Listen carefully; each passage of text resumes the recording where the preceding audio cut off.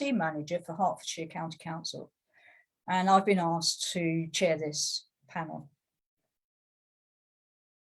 Oh, I just want to make sure that everybody, you know, is up with what's going on with the BSL bill, and also additionally, I want to let you know that happy Ramadan for those people who are fasting now.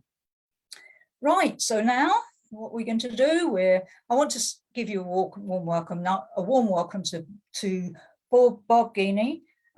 He's the lead for the campaign and external affairs for the RNID. Hi, Rob. Hi, Sabine. Thanks for inviting me on tonight.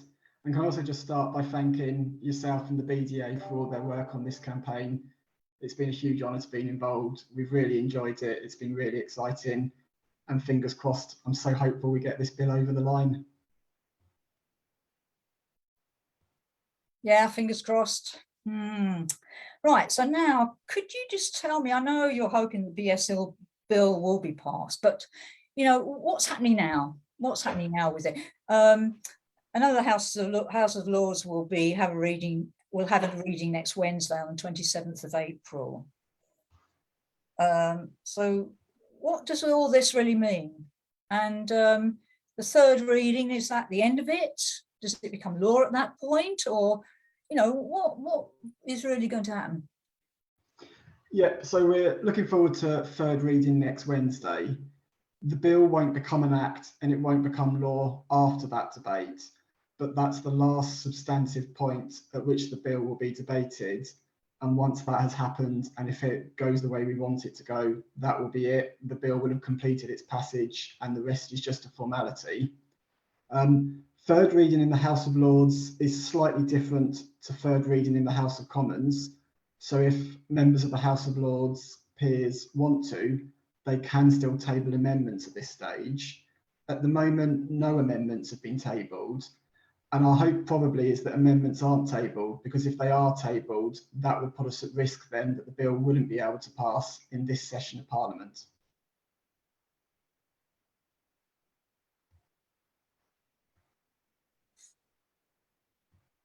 Okay, yes. And also, I understand there's something about consent motions for Wales and Scotland in their parliament, and that's to do with the BSL. Can you explain about that and how it might affect us, and how it might affect the bill getting through here, getting through Parliament?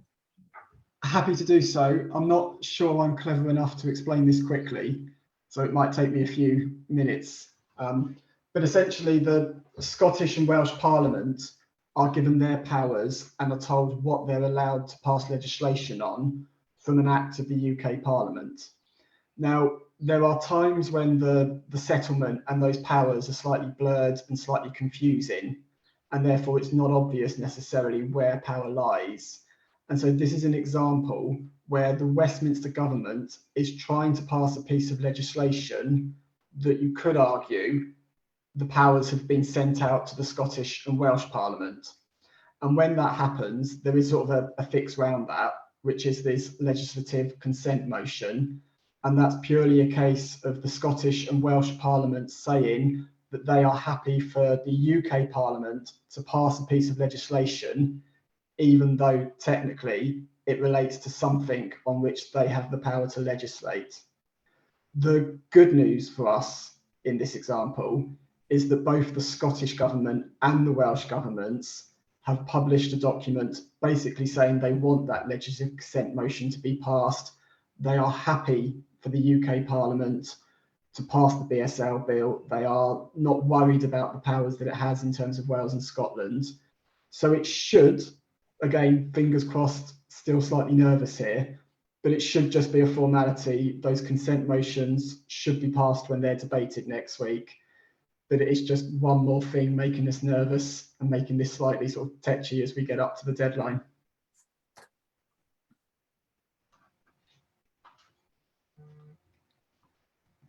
Right. Okay, so that means that's really helpful to know that. So when there's a third reading and that passes, which is next Wednesday, that will be Does that mean it has to go back to two houses, the House of Commons and the House of Lords, to meet to finally vote? Is that how it works? And that's going to happen on the 29th on the Friday, is that right? Or will it pass before the Queen opens Parliament on the 10th of May? Can you go through that timeline, please? Yeah, of course, absolutely. So after the third reading next Wednesday, assuming that no amendments have been passed to the bill, then it has effectively completed its parliamentary stage, its parliamentary process. And all it will require then is for the Queen to signal that she gives her permission that it becomes a law. And this really is a complete formality. It's 320 years, I think, since the monarch refused to do that. So it's not going to happen. This has to happen, though, before the end of the annual session of Parliament. So each Parliament works for roughly 1 year. And after that year, it has a ceremony called the prorogation ceremony. And after that, any legislation that hasn't been passed falls, and therefore it cannot continue its passage. And if it wanted to be a law, it would have to start scrutiny again from the very first stage. So what we are dependent on is this bill completing its passage before the prorogation ceremony. We know that that ceremony will take place between the 29th of April and the 4th of May.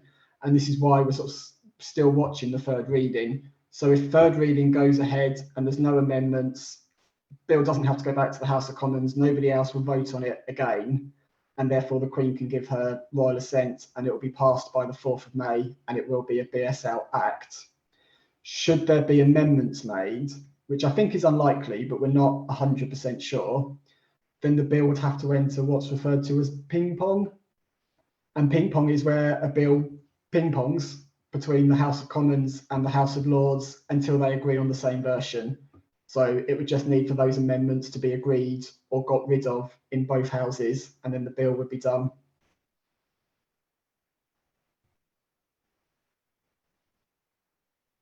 Oh gosh, well, how exciting. Yeah, and the time's running out, isn't it? It's getting close. I hope everything goes through and passes. Thank you, Rob. I want to say a warm welcome to David Buxton, who's the chair of the British Deaf Association and also chair of the BSL Bill Deaf Organisation Core Group. Sorry about that elongated title. Okay, lovely to see you, David. Hi, Sabina. Thank you for having me. I just wanted to ask you, now Rob's been mentioning about, liaising with the House of Lords. How far have you been tracking that? I mean, is it goes to the Cabinet Office of Rosie Cooper and Lord Home of Richmond? They're all involved in the BSL bill. So explain that for us. Sure. You're quite right that we've had to liaise with a number of people leading up until now. And we've got to the point where, as Rob was discussing, the Welsh Assembly and the Scottish Parliament will be meeting to give their consent motion to effectively authorise the BSL bill to go through in Westminster. So hopefully that will happen. Our understanding is that will happen on the 26th of April. So once that happens, that's another hurdle we've successfully got through. Then Lord Holmes of Richmond, just to explain who he is the peer in the House of Lords who's sponsoring the bill's passage through the Lords. Now, he's assured us, or reassured us, that as far as he knows, there will be no amendments tabled in the Lords, because the biggest concern is, should an amendment be tabled, it would have to go back to the Commons to be debated. And as we've articulated, we really don't have enough time in the timetable to go through backwards and forwards between the two houses. So once that goes through, hopefully without any amendments, that effectively sees us through the Commons and the Lords. That's the conversation that we had with Lord Holmes, where we were trying to say to him, really, we don't want any amendments, because we did have some peers mention that they wanted to table amendments. For example, they wanted lip speaking to be involved in the bill. They wanted sign-supported English to be noted in the bill, but we've made it really clear, A, we have a really dedicated period of time, and B, that this really is a British sign language bill. So lip speaking on that basis, sign-supported English on that basis really doesn't have any place within a BSL bill. So thankfully, through those sort of behind closed doors conversations, we've been able to, via these back channels, try and, you know, make sure that the bill can get a safe passage through the Lords, and hopefully that will mean it just goes for royal assent, as Rob said. But what's more exciting is, should that get the royal assent, obviously we have a BSL Act 2022. And I think what we need to do is have a celebration. I really think we need to have a celebration. It has been 19 very long years since the ministerial statement recognising BSL and legislation acknowledging BSL. So I think we really do have to have a celebration for such a significant event. Oh, yeah, it's important to get the BSL bill passed. But you were saying it must pass by the 10th of May, not before Parliament goes for the summer recess on the 21st of July. So that's to early September, you know, Parliament closing. So why is it in advance of that? You're quite right that that's something that I've said on all of these webinars that we've held. So we obviously had the first, second and third readings in the Commons. We're now up to the third reading in the Lords, and then we await royal assent. Parliament will close for the summer recess. But when we met for the rally on the 18th of March, a week before that, the Prime Minister mentioned that he wanted to call for a Queen's speech.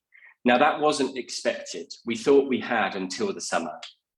But when he when he called for a Queen's speech, he effectively calls for a new session of Parliament, which means this existing session will come to an end far quicker than we thought it would. And that means all of the legislative business going through the Houses has to be completed or else scrapped by the end of that particular session.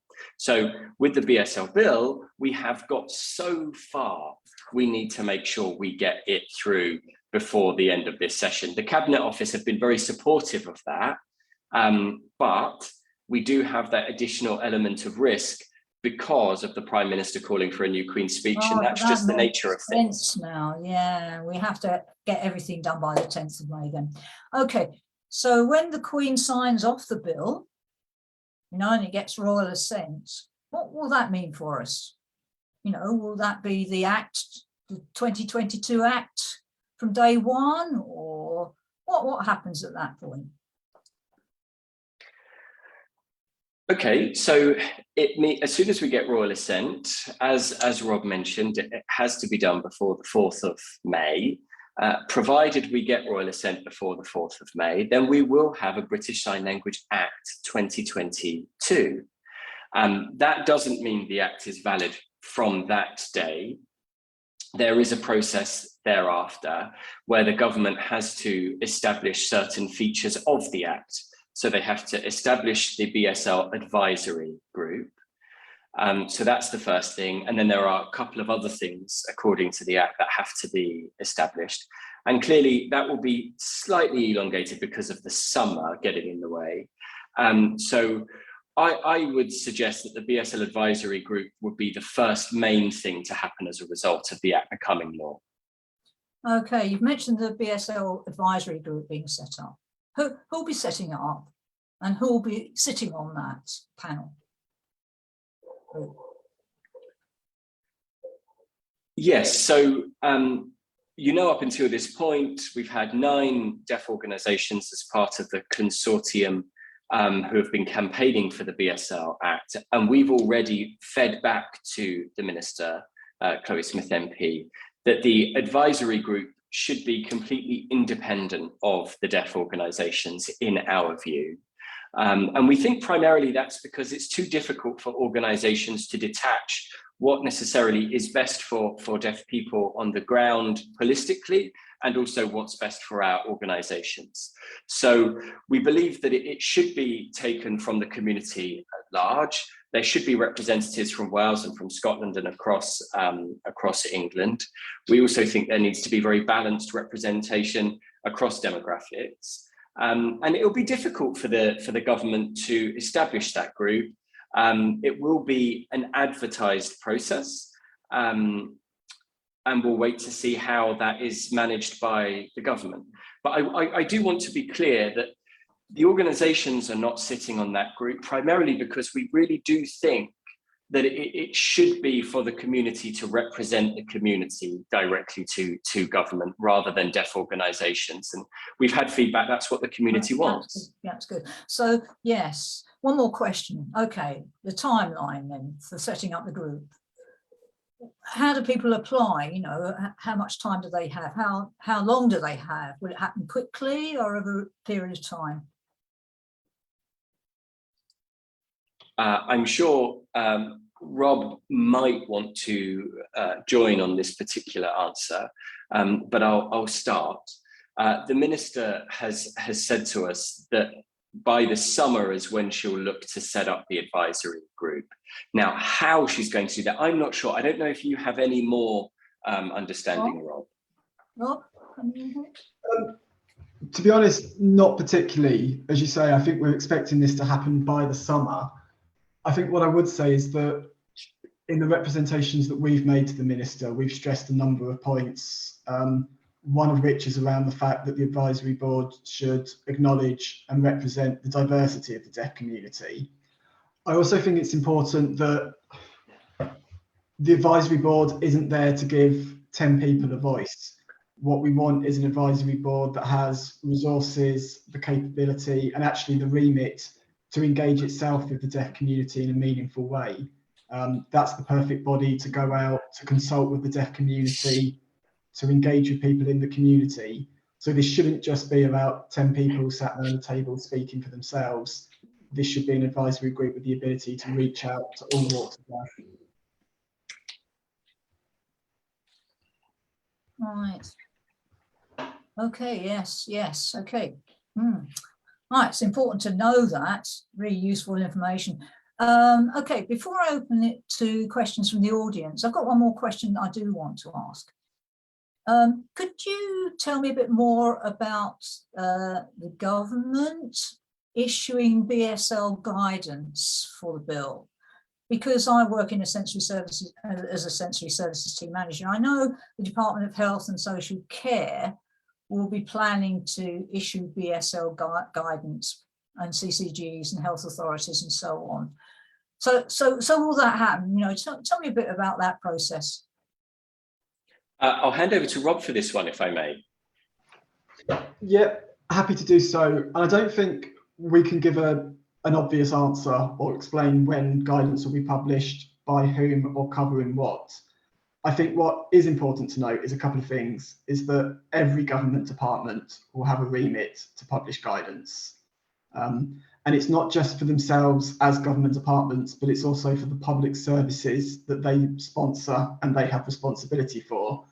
So as you say, Department of Health and Social Care will publish guidance which clinical commissioning groups will have to follow. The Department for Levelling Up Housing and Communities will publish guidance which local authorities will have to adhere to. So it's not just those government departments, it's all the public services under their remit, which is essentially everything, which is the best thing about this. I think the other point I would make is that who gets guidance when and on what is very much for the BSL board to decide. And that's why it's so important that the right people and representative of the community is on that board. So it will be for that board to decide what the priority areas are, which government departments need to publish guidance to which public services first. And I think the Minister has asked us for some advice about that. And I think we've talked about the need for health and social care and education services to be prioritised. But that's something, it's just our initial thought. That's really what we want the BSL board to do. And when it's there and it's in post, we really hope that through that board, the deaf community will decide what guidance they want on which issues first. Oh, that's good. Thank you. Yes. David? Yeah, so just to add to that, and what Rob has said there, I think what's really important is that when it comes to the guidance, it's not that the government are going to be dictating what should be done. This is going to be a real collaborative process with the BSL advisory group, i.e. representatives from the deaf community. And that's going to be done in a two-way manner. The idea being that people with lived experiences, members of the deaf community, members of the BSL community will be able to feed into this guidance. So let me give you some example. Let's just suggest, completely hypothetical, for example, with health services at the moment, there are, for example, when calling 999, let me say, there is a VRS service that's been established, but then with some GPs are involved with VRS services. Some GPs are not involved with VRS services. Some GPs don't know they have an obligation to provide an interpreter.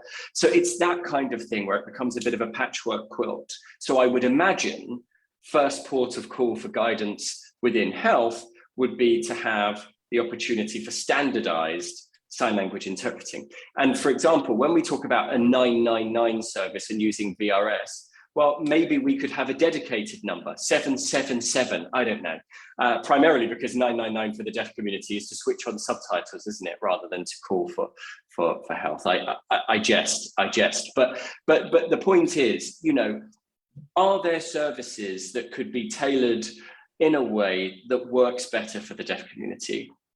Something else I just wanted to add to what Rob mentioned in his answer is I'm really encouraged by the minister's approach of collaboration. Right from day one, she has always sought our advice. She has always wanted to work with us. We have always said, as Rob pointed out, health and social care and education, when we consider deaf education, mainstreaming, the availability of sign language in schools, these are really huge topics for the deaf community. We all know that. And that's why we sought to drive those two issues. Okay, let's open it up to the audience now. If you have questions, please could you put your hand up on screen. Remember, it's a live broadcast on Zoom and Facebook, and I've already got a few questions coming up now. Now, the first question is from Sam Egerton on Facebook and wants to ask, will there be another deaf rally as we had on the 18th of March? Hi, okay, so I did send out a message to BDA members last week, and also last night I sent out a video to the BSL Act Now campaign, which has over 3,000 members. We have thought about having a rally on the 27th of April, but we've decided against that, primarily because Trafalgar Square and Parliament Square, neither of those are available. We know that they're not available. So that won't happen. The House of Lords do have a public gallery, so people are welcome to queue to watch that. It's a first come, first serve process, but people might want to be involved in such a historic occasion. Some of you might remember the Scottish Parliament when they voted on the BSL Scotland Act. There were deaf people in the public gallery, and it was a wonderful moment, and deaf people let their feelings known as the vote went through. Members of the Scottish Parliament were very much aware of their presence, which was a wonderful occasion. So in terms of a rally, we are thinking of other things we might do, but we'll keep everyone. Thank you, David. Abreast okay, of next the question latest. is from Tim Scannell. And he wants to know about the 4th, 9th and 10th of May because he's a bit confused about that. I mean, you can put your camera on if you want to.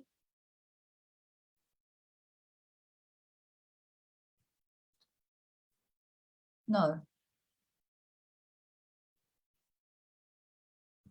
Right, thank you.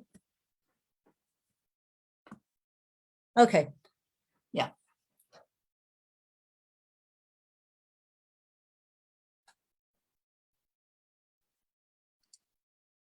Hi, thank you for having me.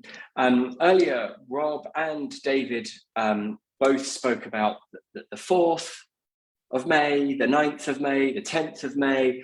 I'm just a little confused. Could we just have a bit of clarity over those dates? Okay, can we have a response from Rob or David, please? Yeah, happy to pick this one up. I think, sorry, to explain some of the confusion, it might help if I go back a little bit. And so I talked about those annual sessions of Parliament, and the first date that we were given in this whole process was that the Queen's speech would be on the 10th of May. And therefore, I think it was back in February, the 10th of May became a deadline for us. Then I think it was about 2 or 3 weeks ago, the government announced that the last sitting date of this session of Parliament before the Queen's speech, which is the first sitting of the next Parliament, would either be between the 28th of April and the 4th of May. And that's why we've had 2 or 3 dates that have come along as a deadline. It's just because as the information has been given to us, we've been able to have a little bit more certainty about when the ultimate deadline will be. So just to be really clear and to use jargon, which doesn't make it clear, I apologise. The deadline for this is when this session of Parliament ends, which is called prorogation. At the moment, all the government have said is that that will happen between the 28th of April and the 4th of May. So one point between those 2 dates will be our deadline. We don't quite know which. We're hopeful it doesn't matter and that it will be passed anyway, but fingers crossed, one of the dates between the 28th of April and the 4th of May, we get royal assent, and that's when it's an act, it's done, and we can all celebrate.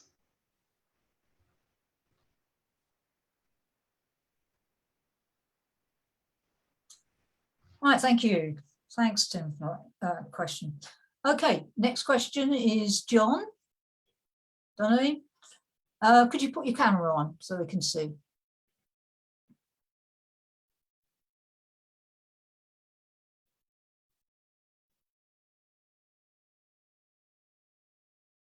Hello. Your question, please.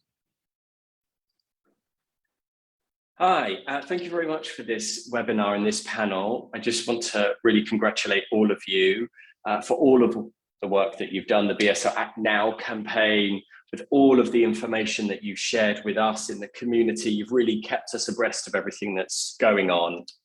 And we're all obviously really pleased to see that the government is supporting the bill. Now, I'm interested in the point that you mentioned about needing consent motions from the Welsh Assembly and the Scottish Parliament.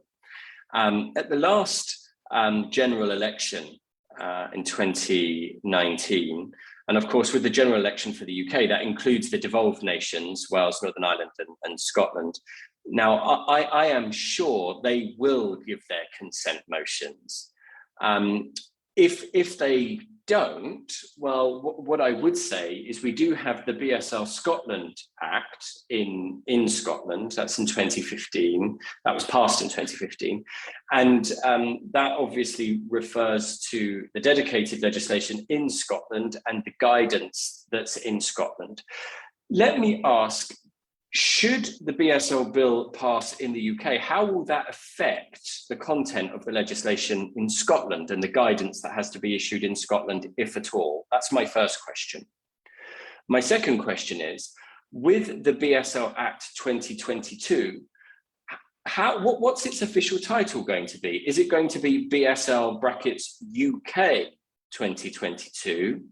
I'm conscious of this because of obviously the BSL Scotland Act, and also in Northern Ireland, they are going to have their process going through.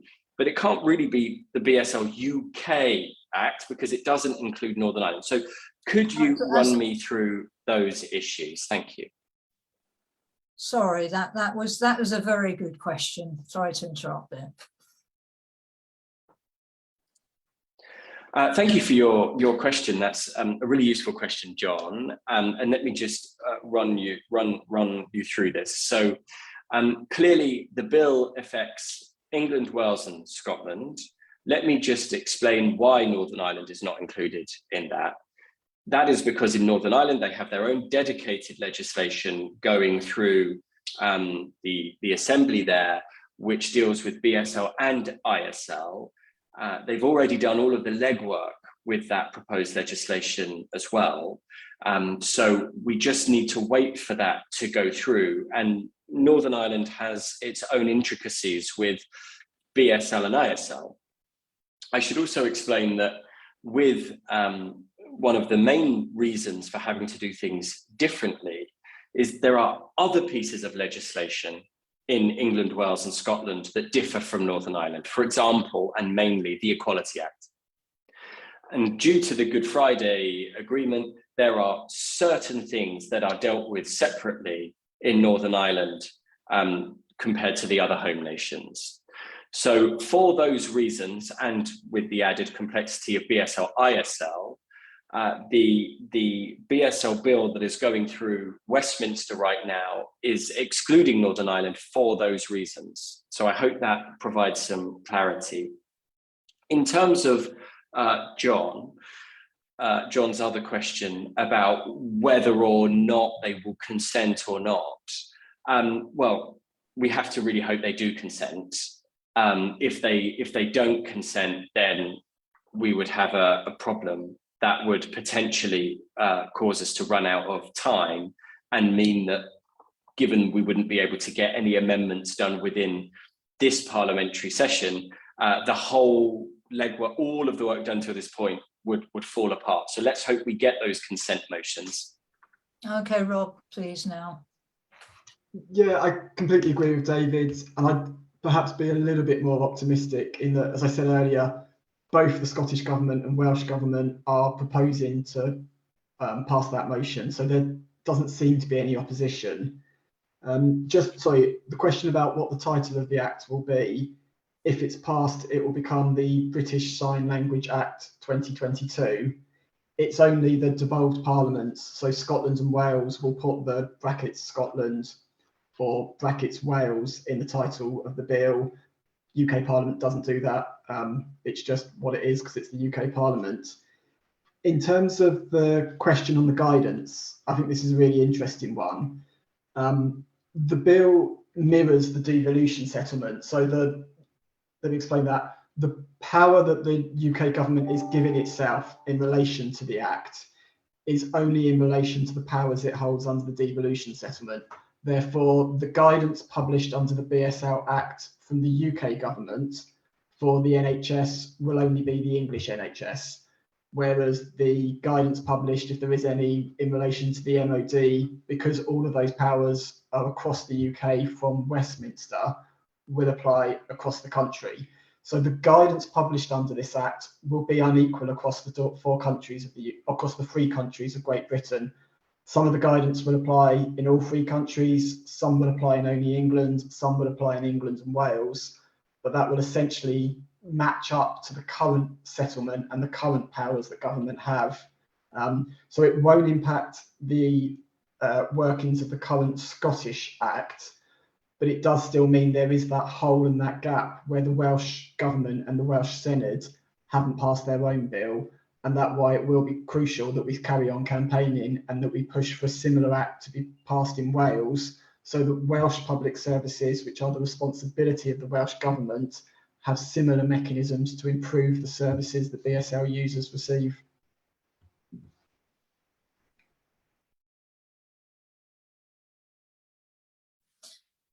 Right, so thank you for that. And thank you for the question. That was a really interesting conversation that it led to.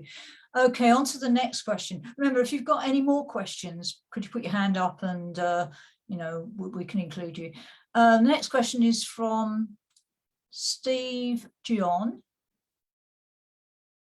I don't know if you want the camera on yourself. It's asking which department will look at regulation and access to BSL. Are you talking about a Department of Work and no, sorry. Okay, this is on Facebook. This is a question on Facebook, which is why we can't have camera coverage. Which department will be looking at it first? And in terms of access to BSL regulation, any response on that sort of question? Okay, so thank you for the question, because it's actually a really important one. In terms of priorities, we've obviously said from the deaf organisation's point of view, health and social care and education. But I want to be really clear that that's not written in stone, because it will be the BSL advisory group that really leads on what the government should do as matters of priority. At this preliminary stage, that's what we've pro-offered as what we think would be the right priorities to start with. I don't know, Rob, if you wanted to add to that. No, the only thing I was just going to add is that I think one of the complications with this is that every government department is responsible for how it provides its services and the support that it provides to the deaf community for the things they're responsible for. So the Department of Health looks after the NHS. Where I think there has sometimes been a gap, and where I think actually we should really welcome some of the things the government have said, is that up until now, no government has looked across the board at the resources the deaf community needs as a whole. And I think the most obvious one has always been, are there enough interpreters? And I don't think that's the single solution. I don't think you provide more interpreters and the world gets better for deaf people. But up until now, nobody has taken care of that responsibility. And nobody has looked at other issues that goes across government, across every public services, and the deaf community need infrastructure support, if I can call it that. And I think one of the exciting things is that the Minister has recognised this. She wants to use her department and her office within the Department for Work and Pensions to look at the market for interpreters, to look at other forms of communication support. And that won't impact or benefit any one public service, but hopefully it will improve all public services, and it will stop different government departments fighting each other for the same resources. So we know that NHS England and Access to Work are essentially competing with each other over interpreters and other forms of communication support. And if we can change that market and improve the supply of interpreters, then hopefully that will make a difference to all public services. Yes, well, yes, thank you. Thank you, Rob. I've got another question come up. It's Lim Odell. Could you set your camera up, please, so that we can see your question?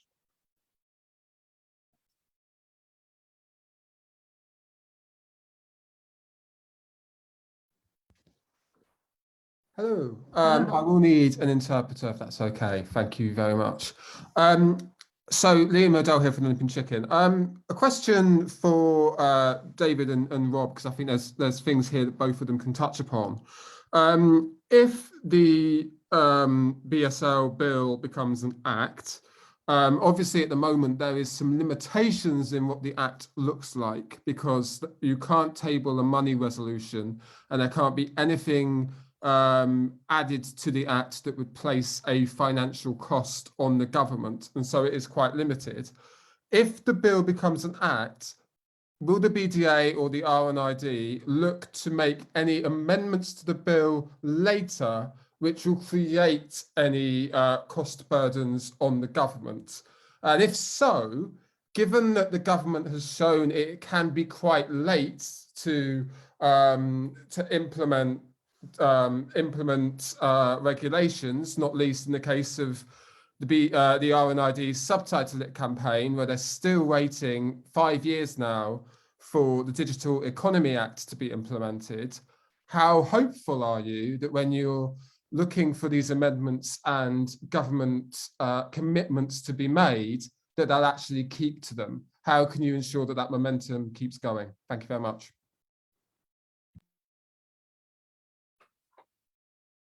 That is a good question. A response from Rob and David, please. Rob first, I think. Yeah, it's a brilliant question. And I'm really grateful, Solly, that you've brought up the Subtitle It campaign. It's something that I'm incredibly passionate about. And just because you mentioned it, just to say, yes, we are deeply angry and frustrated by how long that's been taken. We've been running a petition on this as RNID, and we do plan on getting back into that issue as soon as we can, because I appreciate the government would argue that various things, Brexit and COVID, have slowed down that process, but 5 years is ridiculous. It's just been too long, and we will carry on and push that. In terms of the money point, I think there's a couple of things I would say. One of which is that although the bill doesn't have a money resolution, it doesn't come with a pot of funding attached, and I accept that's a weakness and a limitation primarily of the private members bill system. I think the point I would make is that government spends an incredible amount of money at the moment very badly on how it supports the deaf community. There are some shocking examples of how NHS England commissions interpreting support so that we see people with a level 2 BSL qualification turning up to interpret medical appointments. And so I think there's an element to which, if this guidance is done properly, it will improve the way money's spent, but without actually creating money itself, it will compel public service providers to spend more money than they are currently. So one of the things I'm really keen to see the guidance do is for the guidance not to say, this is what we would like you to do, or here are some examples of best practice. But if that guidance is worded as in a way that sort of says, you as a public service provider, in complying with your duties under the Equality Act, are required to do certain things, then that will lead to other pots of money currently sat with public service providers being spent on BSL users and being spent getting that access done properly. Now, I accept that some of that is hopeful. It's what we want to happen. It is also what the minister has indicated she wants to happen. And I accept the point that we shouldn't take these things on trust. This absolutely isn't a case of when the bill passes, hopefully next week, we say job done and we move on. How this bill is implemented is more important almost than whether or not it got passed in the first place. And that's why we are so passionate about making sure the right people are on that BSL board, that it represents the needs of the deaf community, and that it says to public service providers, in order to comply with the Equality Act, the guidance that we are publishing demands that you do certain things. That will be where the teeth comes. The benefit of having this in a bill is that it will outlive the current minister and it will outlive the current government. So we fight now, we get what we can immediately, and we keep going year after year, because that guidance will have to be refreshed. And I think that's how we can make a huge difference over the short, medium and long term.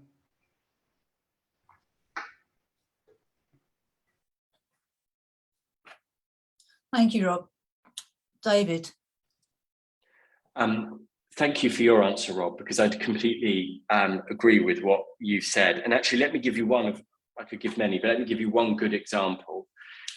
We had an issue in Norfolk where we had an interpreting agency that didn't provide an acceptable service. The deaf person who complained, it went viral on social media. I met with them and spoke with them, and the local MP of that deaf resident happened to be Chloe Smith, who is the minister. So we were able to set up a meeting between the deaf individual who had the really poor experience and Chloe Smith. Now, in Norfolk, the sign language interpreting provision had been provided locally for many years across all of the health provisions, you know, physical health, dental health, etc. And it had turned out that at the last round of tendering, the local provision had lost out to a national provision who had undercut them. And that national provision was not able to deliver anywhere near an equivalent service. And what was good about that the good that came out of the bad experience, was that Chloe Smith was able to see these are the kind of things that go wrong. You've got a CCG that have a tendering process that pick simply based on cost, but the provision that's being offered is not something that can meet the local need. But there's no investigation into that. Once the replacement is made, things start really going wrong and falling through the cracks. Now, what we're hoping that the BSL Bill Act hopefully will do is create models of best practice to ensure that where we've got local provisions that are working that well, we don't just have replacements based on cost in exchange for poor service and lack of access. So, I mean, as I say, it was a terrible thing that happened, but it was, if we're going to have a terrible thing happen, it's probably a good thing that it happened for Chloe Smith to see. Thank you, David. Your point reminds me of the key word, the buzzword in the government or in public services, co-production. Co-production is really important, and it involves the local people in the decision-making process and influences all the services. So for the BSL guidance to happen, we need to have good deaf people on that advisory group. And also it'd be useful to have those deaf people from the local community involved with public services to make sure that they follow the guidance and that the service really happens and it's good quality and for the same money. You know, so you, the audience, are important because you want to make sure that co-production happens and that you're involved and look for ways to support us. Okay, I think that might be, oh, David. Yeah, sorry, let me just add into that with your buzzword of co-production. I mean, I completely agree. What I would say is it's not just a buzzword, it is really what needs to happen. That co-production, that co-relationship between community and commissioner is vital. It is vital. And this is where I think we need to have a shift in attitude. We really need to remove these communication barriers, and that can only be done when people understand that they're in place in the first instance, and that can be done by communicating with local communities. And I think this is a way to really change systemic behavior. I think for years decisions have been made for people, not with people, and when making decisions for people without understanding of what those people need, that's where these issues happen. When talking with the minister, let me just give another example, if I may. When I was talking with the minister about education, she was telling me what she believed was in place. And I said, you know what, based on the guidance or based on what the best practice is, that's right. But actually what we end up with is people with level 1 certification, level 2 certification and BSL, supporting children, in GCSE subjects. And she's level 1, level 2, and these people are effectively receiving public funds to provide a service that doesn't meet the need. Yes, absolutely. That was the dialogue we had with her. And we were saying, we need to ensure that there is a minimum qualification.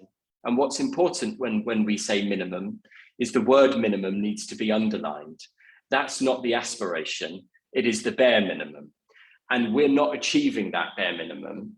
And we're not really getting protection of that via the Equality Act. And when it comes to children, we don't have time to waste. Now, the BSL bill, if it passes, isn't suddenly going to solve that immediately. But what I will say is that we have to carry on working with this piece of legislation. It will give us a gateway to campaign with. The 9 organisations have continued to work together in terms of campaigning on the success of this. One of the ways in which we can do that is to collect and compile case studies that we can present to ministers about what's not working, what is working, what's not working. What I would say is we're willing to work together to do that, but we need you, the community, to work with us, because without your case studies, we can't highlight them. So it's really important that we continue to work. All right, thank you, David. Rob, is there anything you want to say before we close, or anything you want to add? The only thing I think I'd add to what David said is, I think David gets it's hard to get across just how big the change in mindset we've seen from government has been over the past 6 months. And this clearly isn't just the campaign we've been working on. It clearly isn't just Rose on Strictly, but something has changed. It wasn't that long ago that ministers stood up in the House of Lords and essentially said that the BSL community is something that the government needs to manage the decline until it's not there anymore. And the government's been almost open about that. I've seen Access to Work put up policy statements where they talk about VRS as a form of automated artificial intelligence that doesn't involve human people. Something has changed in government in the last year, that they're now open-minded, thinking about the deaf community and thinking about the deaf community in the way the deaf community wants to be thought about, not in the way that hearing ministers think the deaf community should be considered. And I think the power of this act as a piece of legislation is great.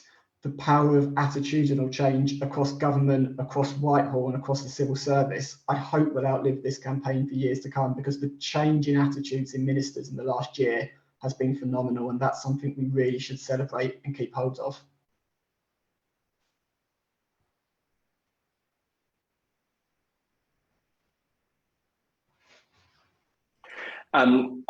I don't want to talk for too much longer, Sabina, don't worry, but just to add on to Rob, I would agree with that completely. And actually, a lot of this comes back to you, the deaf community. You know, 90% of MPs received letters from their local deaf constituents. These things make a difference. They really do. When we move, people listen. So Ian Duncan Smith, who was the former leader of the Conservative Party, met with us on our when we met with MPs.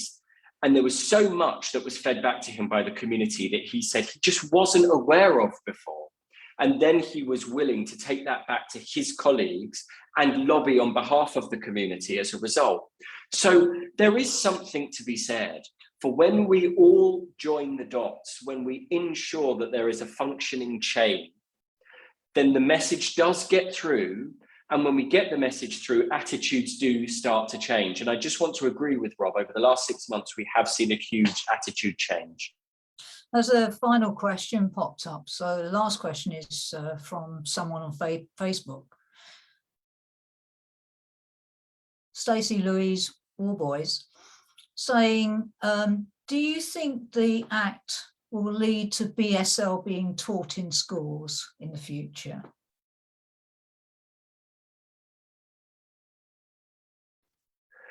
Well, I think so. And I think because there's a couple of things going on. I think most people are aware that there are conversations within the Department of Education for a BSL GCSE right now that are at advanced stages. It has taken some time. The NDCS, BDA, Signature, IBSL, I don't want to miss anybody out. Absolute. There's been a few organisations involved in that process. Forgive me for any organisations that I've missed out. And we've been working with the Department for Education, and we know that schools are highly motivated to have BSL taught in schools. So a curriculum is at its later stages of development. Now, let me talk from a BDA-centric point of view now, if I may. We believe that BSL has to come from the home with early years. That's before school. Once there is diagnosis, it's really important that there is language in the home, and we believe that the most appropriate language is sign language. And if you look at Northern Ireland, you look in Wales, you look in Scotland, they have that early language input that prevents language deprivation. And actually, if you look at the statistics, you see that written English and production in written English is better in those bilingual children in monolingual children that have no access to sign language. So that's a real BDA-centric point. Rob, would you like to add anything? I might take a slight gamble here and be a little bit more negative than David, but in a positive way. So I think the BSL GCSE was coming anyway, regardless of this act. And I don't think this act will directly lead to BSL being taught in schools. So that's the negative half.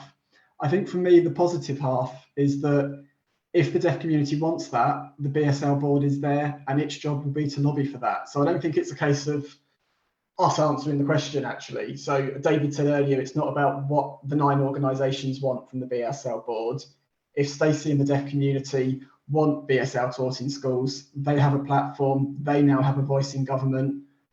They can go to that board, they can make that case and we can argue for it. This gives us a permanent foothold in government whereby we can make the case for these things.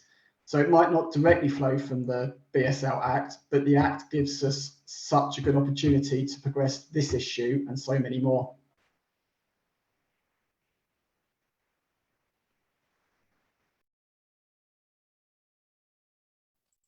And just to add a very brief, if I may, just a very brief addendum to what Rob has said. So it is in the latter stage of consultation, the formation of the curriculum. And when we consider other languages that are taught in schools, modern foreign languages, it is up to those schools to decide which of those modern foreign languages they are going to offer within their schools, and they don't have to offer all of them.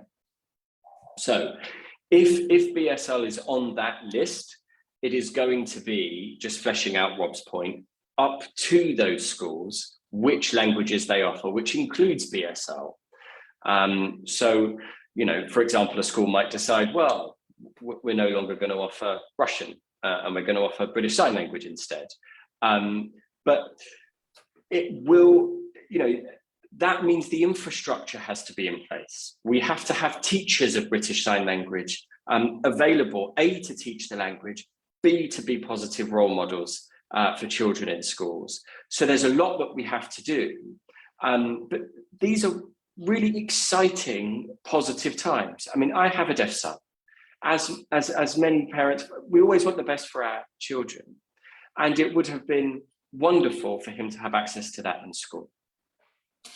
Okay, some more questions have popped up now, which is interesting.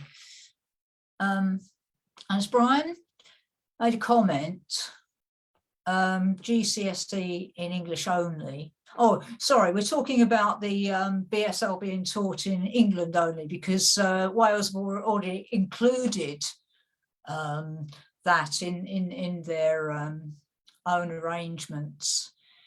So that's just a comment on Wales. And there's a hand up from Liam, and we're ready for the camera to get him on screen.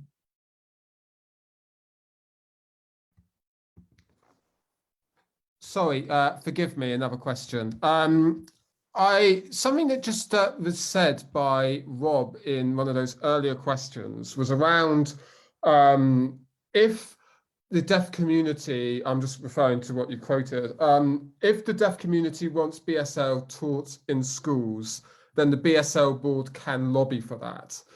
And that raises an interesting question, a question probably more for you, Rob, but I would welcome David's comments if he has any. How do you see the BSL board working alongside your charity, the BDA, other charities that aren't represented here, to ensure that there is a united voice there?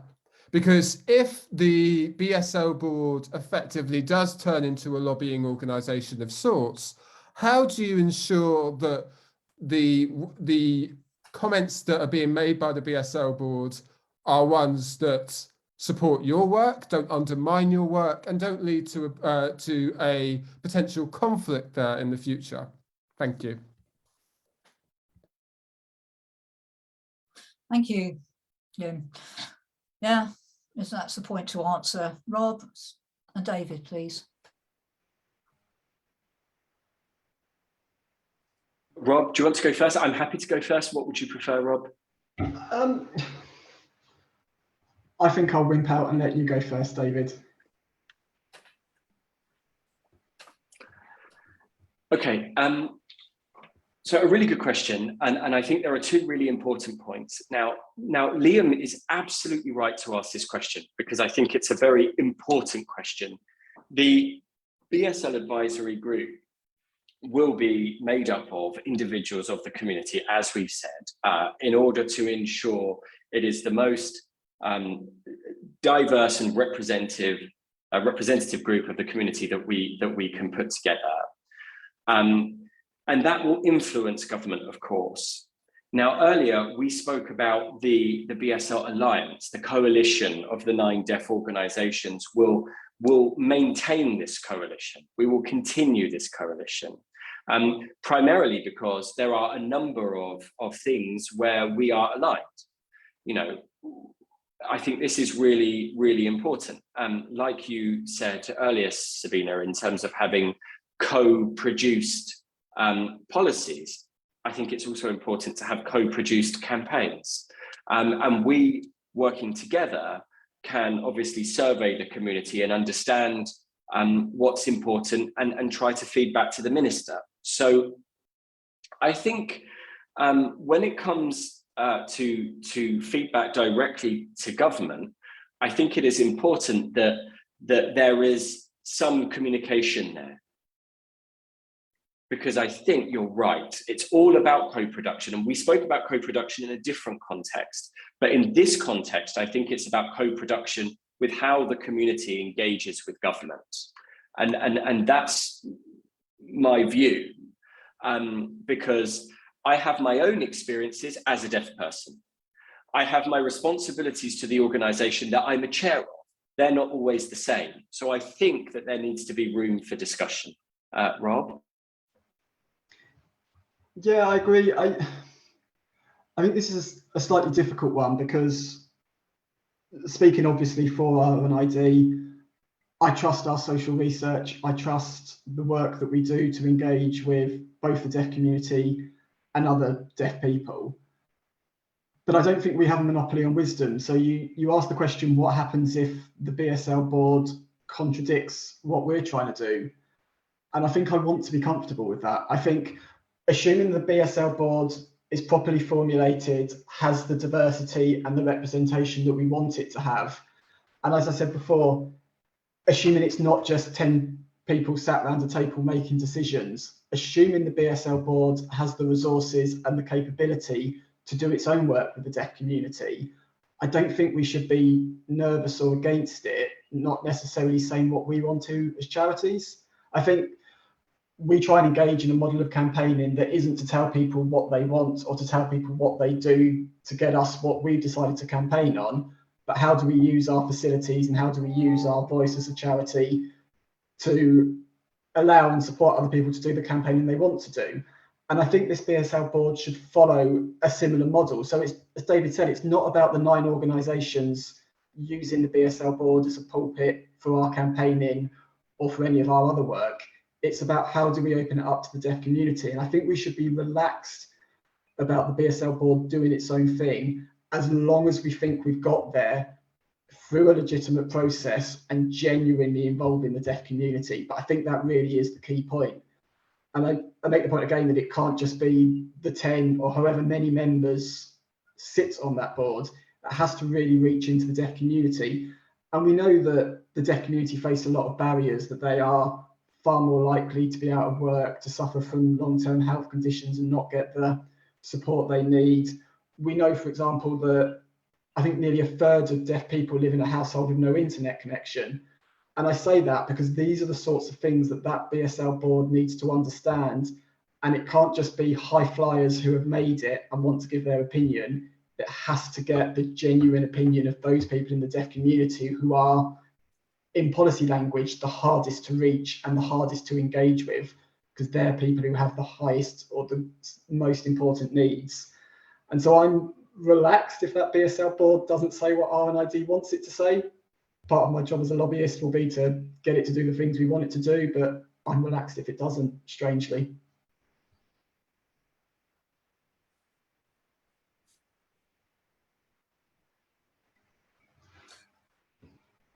Thank you.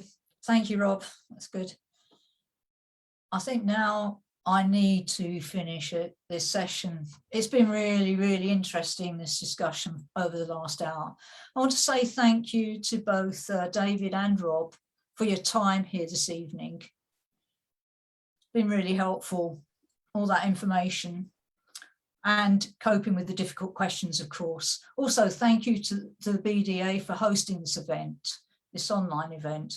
And also thank you to everybody who's been involved and have been lobbying to try to get this BSL Act pass. So let's hope for the third reading next week being successful so that we can get that legislation in place for 2022, because we don't want to wait another 19 years, no way. So thank you, everybody. And also, we'll soon be breaking our fast. So thank you.